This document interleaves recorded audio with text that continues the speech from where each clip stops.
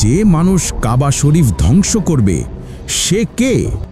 ভাবুন তো, একদিন মক্কার বুকে আর থাকবে না কাবা শরীফ, না আজান, না তাওয়াফ, না হজ।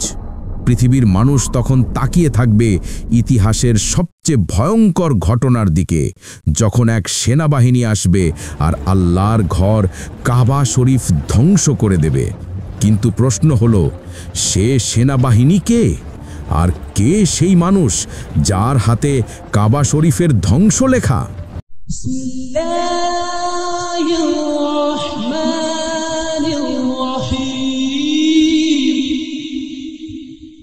এই বিষয়টি কল্পকাহিনী নয়, এটি রাসূলুল্লাহ সাল্লাল্লাহু আলাইহি ওয়াসাল্লামের বর্ণিত এক হাদিস।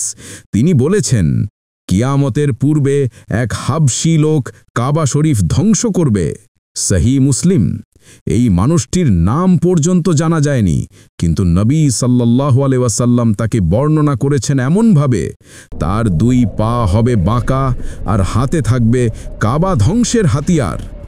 ইসলামী ইতিহাসবিদ ও আলেমরা বলেন, এই ঘটনা ঘটবে কিয়ামতের একেবারে আগে, যখন পৃথিবীতে আর কেউ আল্লাহ আল্লাহ বলা মানুষ থাকবে না।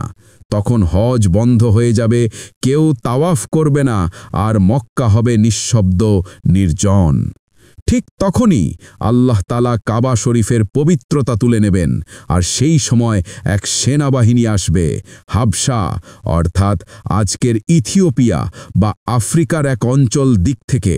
তাদের নেতা হবে এক অমানুষিক নিষ্ঠুর ব্যক্তি, যার লক্ষ্য হবে আল্লাহর ঘর ধ্বংস করা। সে কাবা শরীফের পাথর এক এক করে তুলে ফেলবে, যেভাবে ইট তুলে নেওয়া হয় এক দেয়াল থেকে, এমনকি ভিত পর্যন্ত ভেঙে ফেলবে। কিন্তু তখন আর কেউ প্রতিরোধ করবে না, কারণ পৃথিবীতে ঈমানদার মানুষ তখন থাকবে না। তাহলে বুঝলেন, কাবা শরীফ ধ্বংস হবে, কিন্তু তখন আর কেউ থাকবে না যারা তা রক্ষা করবে। অর্থাৎ আল্লাহর ঘর তখনই ধ্বংস হবে যখন পৃথিবীতে আর আল্লাহর নাম উচ্চারণ করা মানুষ অবশিষ্ট থাকবে না। তাই প্রশ্নটা কাবা শরীফের ধ্বংস নয়, প্রশ্ন হলো, আমরা কি সেই যুগের আগেই আল্লাহর দিকে ফিরে যাচ্ছি?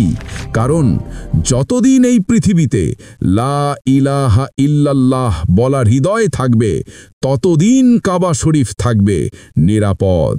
ফলো, লাইক, কমেন্ট করুন, যেন এমন আরও কন্টেন্ট আপনার কাছে পৌঁছে যায়। ইসলাম প্রচারে আপনার একটি শেয়ারই হতে পারে কারো হেদায়েতের দরজা।